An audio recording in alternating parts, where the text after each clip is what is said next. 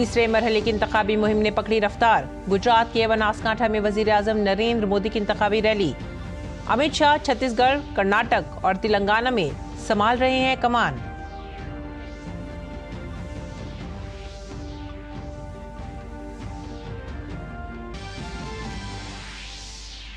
Opposition ने भी इंतखाबी मुहिम में लगाई ताकत। मैनपुरी में एसपी सरबराह अखिलेश यादव की रैली। आसाम के धुबरी में कांग्रेस जनरल सेक्रेटरी प्रियंका गांधी की रैली। बीजेपी उम्मीदवार मनोज तिवारी, मेनका गांधी और एसपी उम्मीदवार धर्मेंद्र यादव समेत कई लीडरों ने पर्चा नामजदगी किए दाखिल।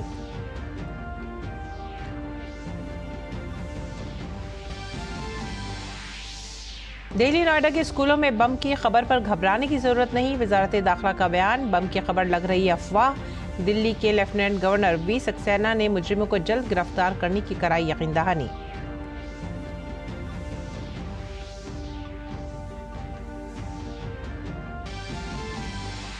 जीएसटी कलेक्शन ने बनाया रिकॉर्ड। अप्रैल 2024 में 2,10,000 करोड़ रुपए का जीएसटी कलेक्शन पहली बार 2 लाख करोड़ का हिस्सा कर गया अबूर।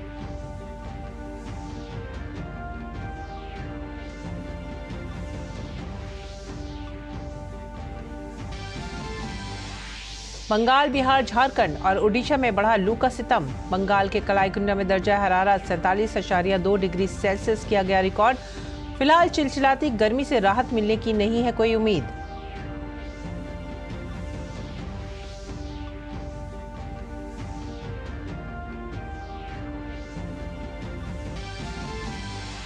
मजदूरों का आलमी दिन आज। मजदूरों की मेहनत को सलाम पेश करने के लिए मुल्क और दुनिया भर में मनाया जाता है ये दिन। दुनिया भर में कई प्रोग्रामों का इनेकाद।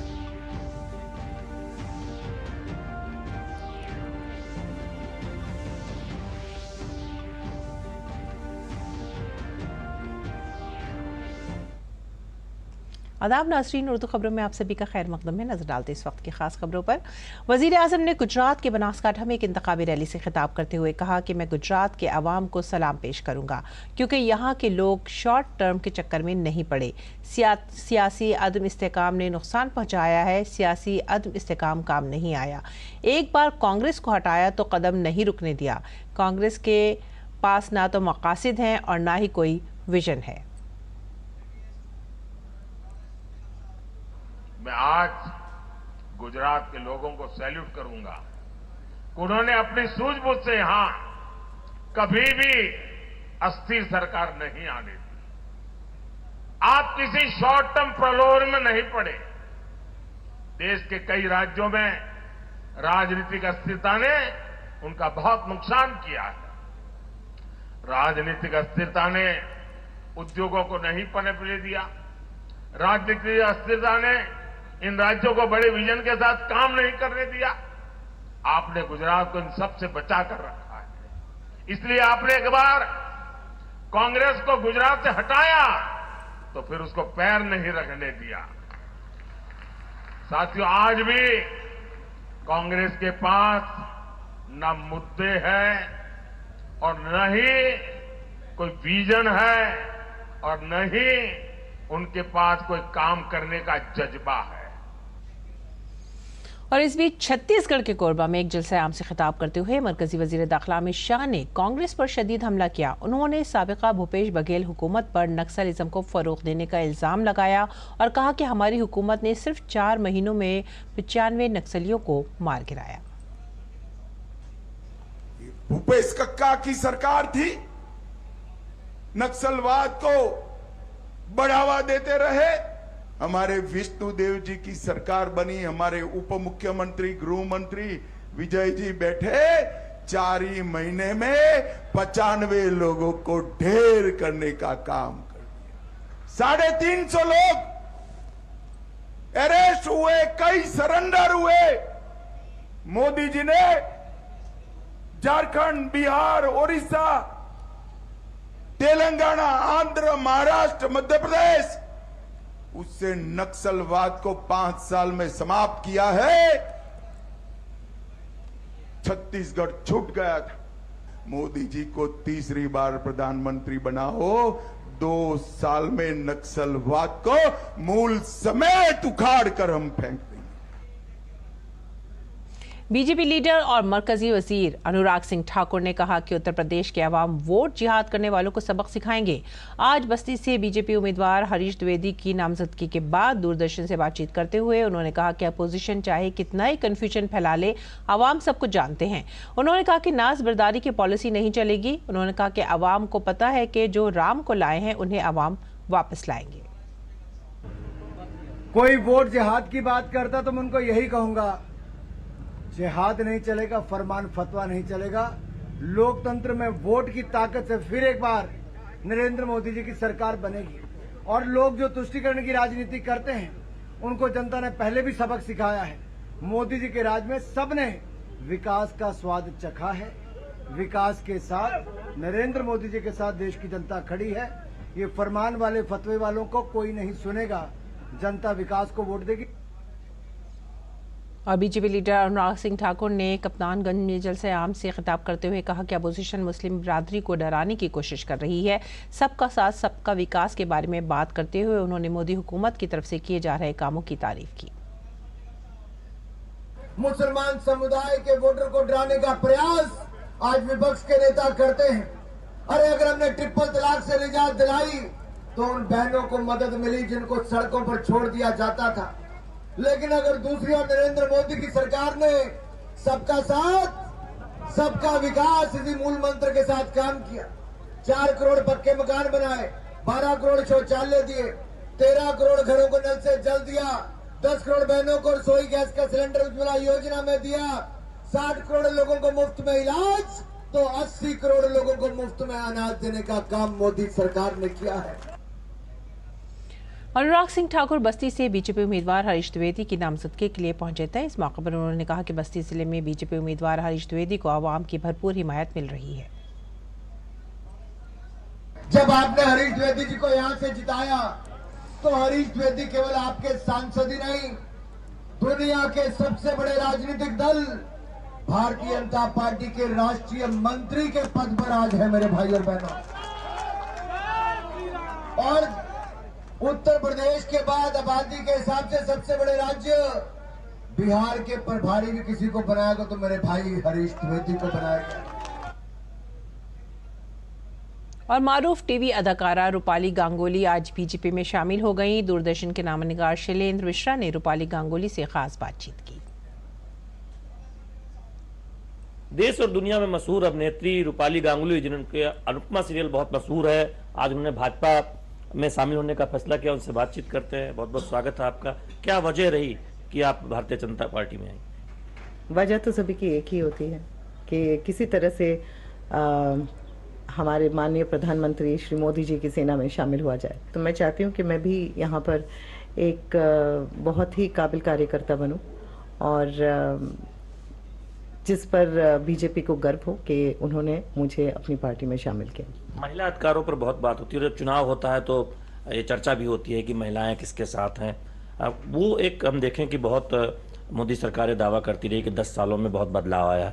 आप क्या मानती हैं इस बारे में? मैं मानती नहीं, मैं विश्वास करती हूँ कि बहुत बदलाव आया है।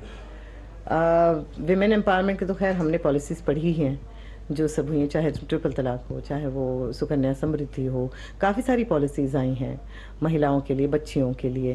क्या भूमिका देखती हैं आप बीजेपी में, और क्या बीजेपी अगर चुनावी राजनीति में भविष्य में आपको आगे बढ़ाना चाहती है तो क्या आप तैयार हैं? क्या किस तरह की भूमिका देख रही हैं आप?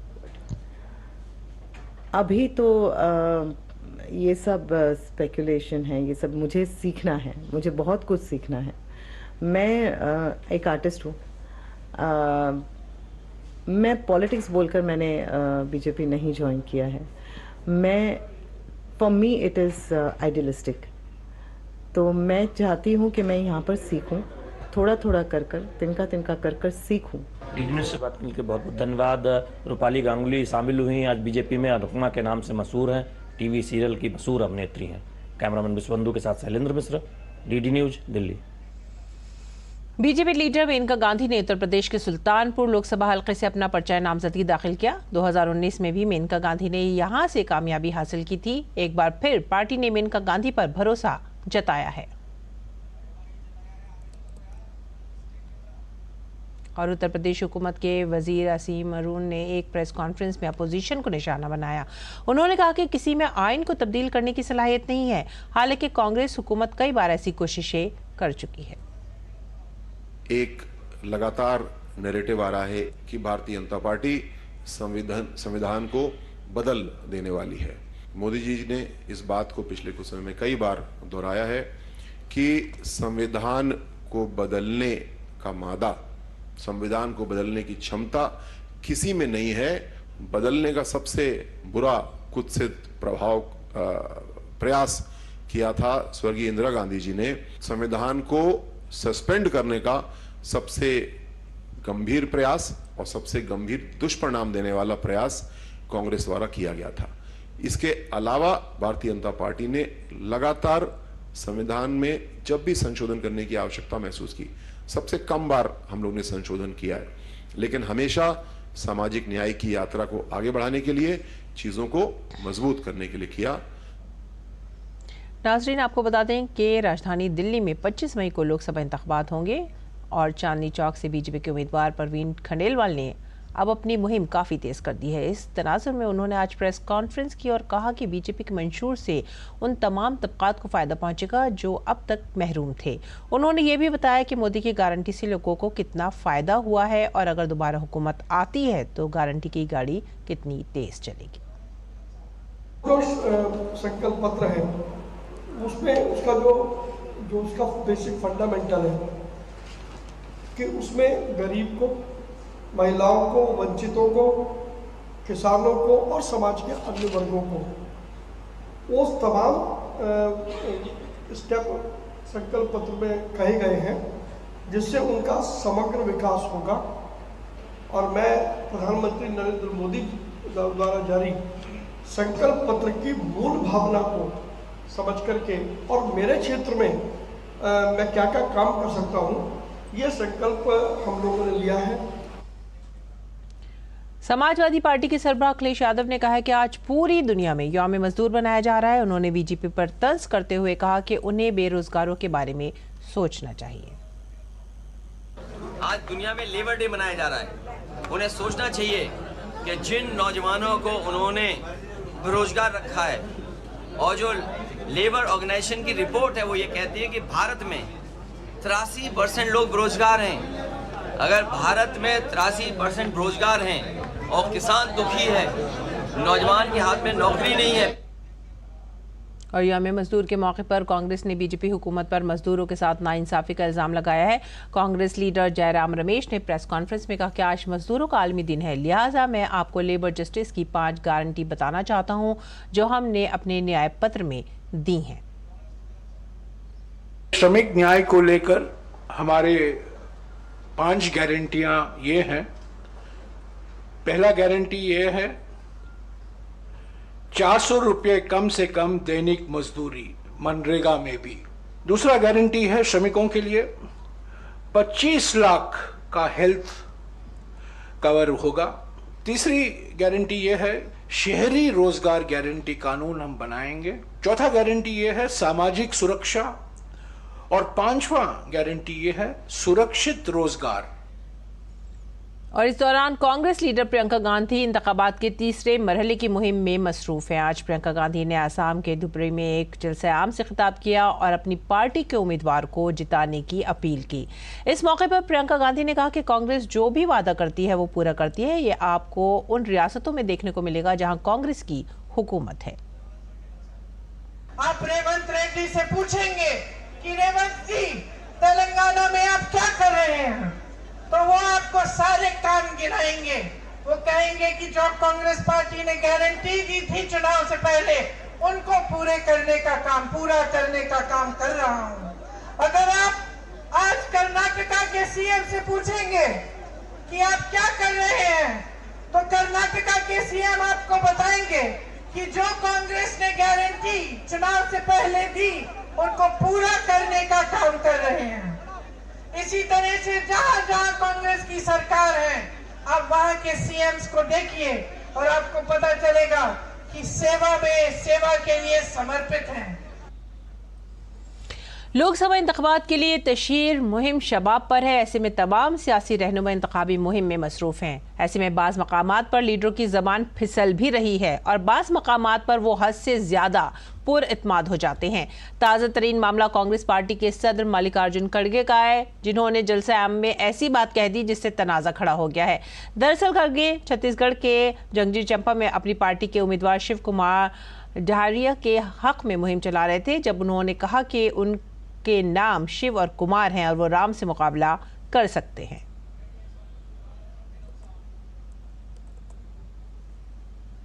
जो कैंडिडेट है क्या? शिव कुमार डहरिया। शिव कुमार डहरिया। देखो इनका भी नाम शिव कुमार, अबे बराबर है, राम का मुकाबला कर सकता है क्योंकि ये शिवा है। मेरा भी मल्लिकार्जुन बोले तो मैं भी शिवा हूँ। अष्टलिंग में मेरा एक लिंग है मल्लिकार्जुन के नाम से।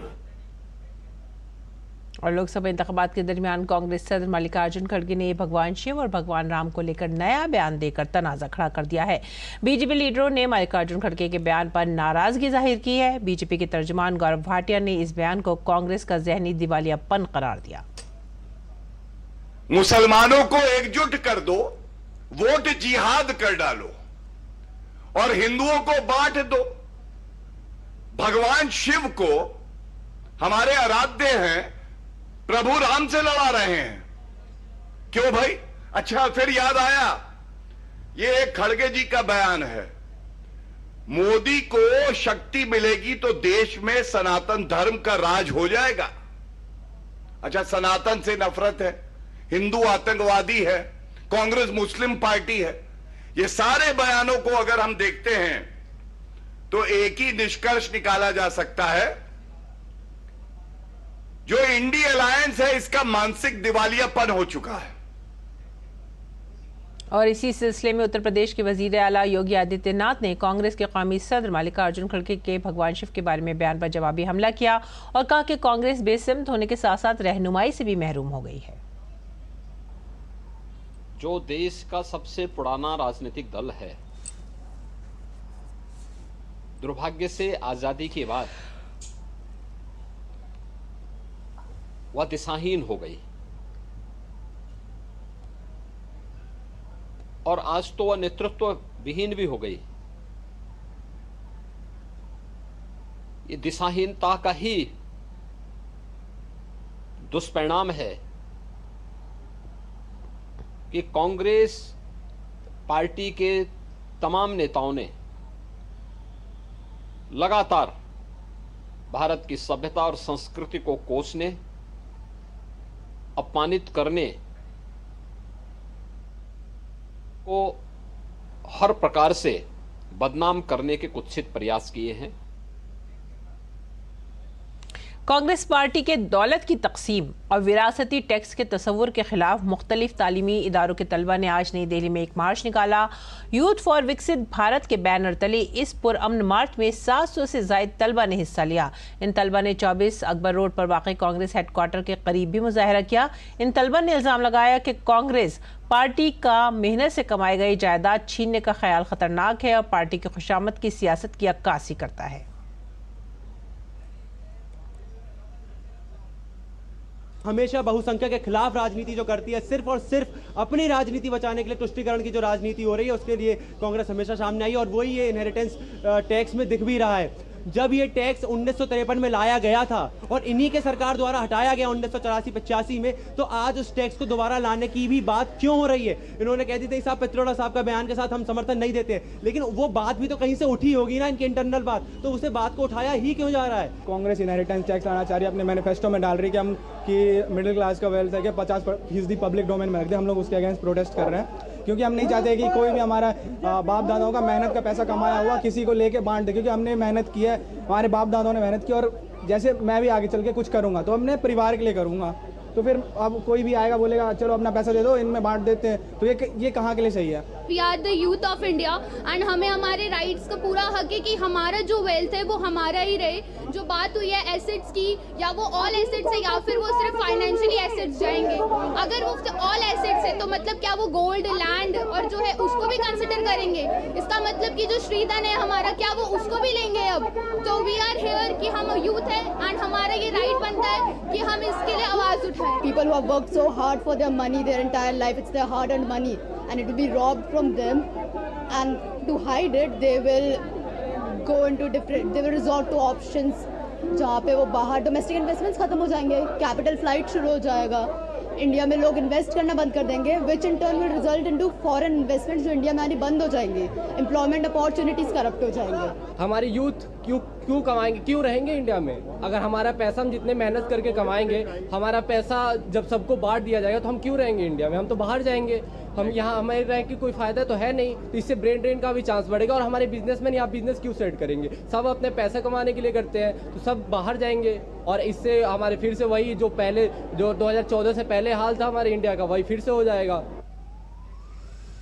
आगे बढ़ेंगे अगली खबर की तरफ। आज दिल्ली एनसीआर के कई स्कूलों में बम की धमकी की वजह से खौफ हरास का माहौल पैदा हो गया। तमाम स्कूलों को धमकी आमेज ईमेल वसूल हुआ था। इत्तला मिलते ही दिल्ली पुलिस का बम डिस्पोजल स्क्वाड और फायर टेंडर मौके पर पहुंच गए। काबिल जिक्र है कि दिल्ली पब्लिक स्कूल, दिल्ली के द्वारका के संस्कृत स्कूल और मशरक़ी दिल्ली के मयूर विहार के मदर मैरी स्कूल और इस तरह के कई स्कूलों में बम की खबर मिलते ही दिल्ली पुलिस की टीम पहुंच गई। जाए वक़ू और स्कूल के अहाते को सिक्योरिटी फराहम की गई है। एहतियाती इक़दाम के तौर पर स्कूल के अहाते को खाली करा लिया गया है और तलाशी जारी है।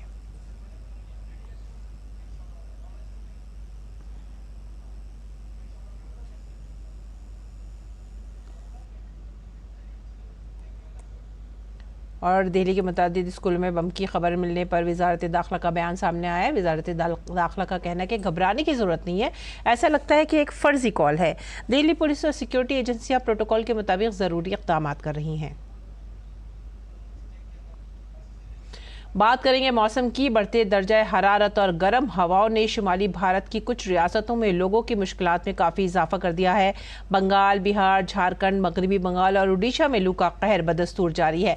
मंगल को बंगाल के कराईकुंडा में सबसे ज़्यादा 47.2 डिग्री सेल्सियस दर्जा हरारत रिकॉर्ड किया गया। इसके अलावा महकमा मौसमियात ने कहा है कि आइंदा चंद दिन में चिलचिलाती गर्मी से राहत मिलने का कोई इम्कान नहीं है। लोगों को एहतियाती तदाबीर इख्तियार करने और दोपहर के वक्त बाहर जाने से गुरेज करने का भी मशवरा दिया गया है, जिसमें पानी की मिकदार बरकरार रखने के लिए पानी का ज्यादा इस्तेमाल करें।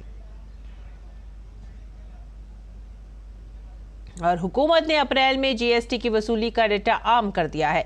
अप्रैल के महीने में जीएसटी की वसूली ने तमाम रिकॉर्ड तोड़ दिए हैं। जीएसटी की वसूली में 12.4% का इजाफा हुआ है। इस इजाफे के बाद अप्रैल के लिए जीएसटी की वसूली 2.10 लाख करोड़ रुपए से तजावज़ कर गई है। अदाद-ओ-शुमार के मुताबिक रकम की वापसी के बाद खालिस आमदनी में भी इजाफा हुआ है। ये इजाफा तकरीबन 17.1% है। खालिस आमदनी का डाटा 1.92 लाख करोड़ रुपए तक पहुंचा। जीएसटी की निफाज के बाद ये सबसे बड़ा माहाना जीएसटी महसूल है। जीएसटी की मजमूई वसूली में 17.1% इजाफा दर्ज किया गया है।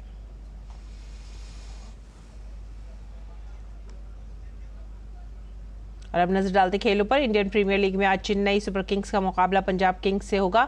दोनों टीमें चेन्नई में आमने सामने होंगी। मौजूदा सीजन में पंजाब किंग्स के मुकाबले चेन्नई सुपर किंग्स का सफर अब तक का बेहतर रहा है। पॉइंट्स टेबल में चौथे नंबर पर मौजूद चेन्नई ने अब तक 9 मैच खेले हैं, जिनमें से उसने 5 में कामयाबी हासिल की है। दूसरी जानिब पंजाब किंग्स ने 9 में से 3 मैच जीते हैं और टीम पॉइंट्स टेबल में 8वें नंबर पर है। आज के मैच में जहां चेन्नई जीत के साथ टॉप 3 में पहुंचने की कोशिश करेगी, तो वहीं पंजाब की टीम जीत के साथ टूर्नामेंट में अपनी पोजीशन बेहतर करना चाहेगी। और इसी के साथ ही आप हमारी पूरी टीम को दीजिए इजाजत। आदाब।